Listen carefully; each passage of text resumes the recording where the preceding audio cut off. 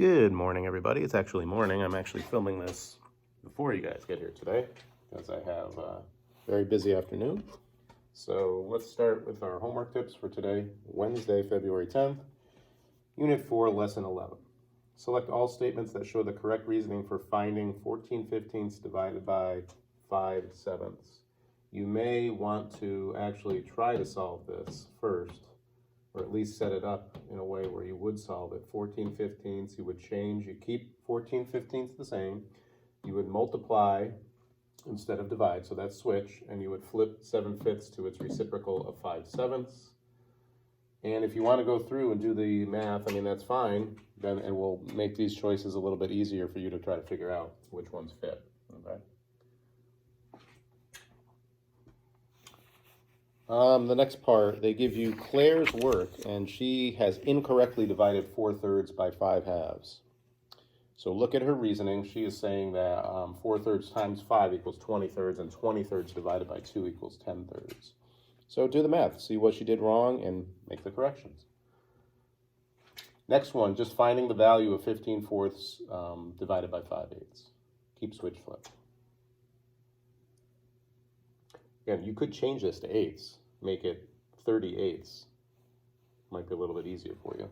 We're going to talk about that in class today, and at this point you've already heard my spiel, but it's going to be changing fractions to have the same denominator. Makes them a lot easier to deal with, especially with division. All right, you're dividing excuse me, I missed one there, sorry. You've got Kieran has 2 3/4 pounds of flour. When he divides the flour into equal sized bags, he fits 4 1/8 bags. How many pounds fit in each bag? So it's 4 1/8 being divided by 2 3/4. How many 2 3/4 fit into 4 1/8? And again, 2 3/4, change that to eighths. I think by now we all know that 2 3/4 would be 2 6/8. This marker, so I'm gonna retape this baby. So it's 2 6/8. And then you may want to find out the total number of eighths. Remember, 8 times 2 is 16, plus 6 is 22. So that'd be 22/8. All right, so it might be a little easier to deal with that way. Always look for common denominators, way to make the numbers easier to work with, divide by. All right, then you have just some straight up division by unit fractions. So again, the dividends stay the same.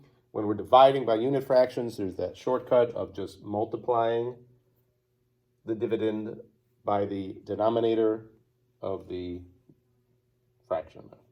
Okay, so you may want to change 4 1/2 to 9/2. Might make it a little bit easier. It's up to you.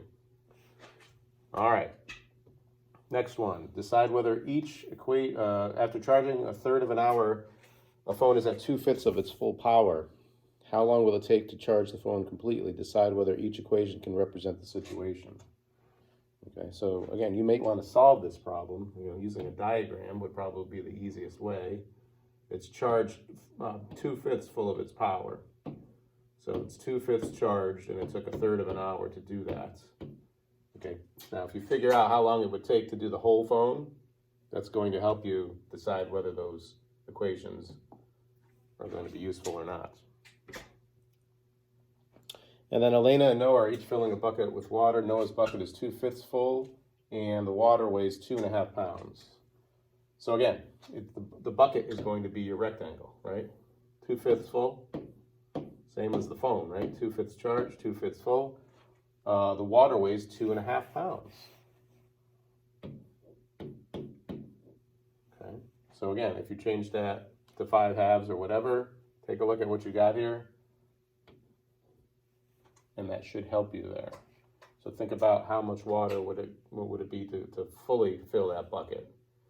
Okay, and then show the relationship. What does that mean?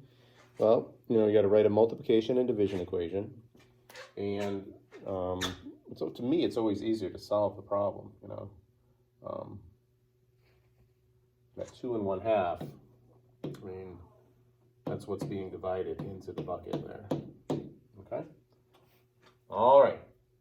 So hope you have a good night, and I'll see you in the morning. Bye.